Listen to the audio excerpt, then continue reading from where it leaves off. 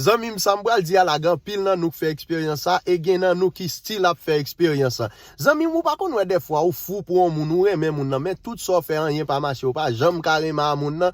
Eh bien zami m'pa fait effort non. Des fois c'est bon Dieu qui pa vle parce que le kon futur moun nan, li kon futur donc pas forcer zami. C'est puis devant pour réaliser waouh, Jean moun ça devenu Jean la vive ou ap di ah si m'ta vel m'ta regrette oui waouh gade Jean moun ça vigné oh papa merci Seigneur.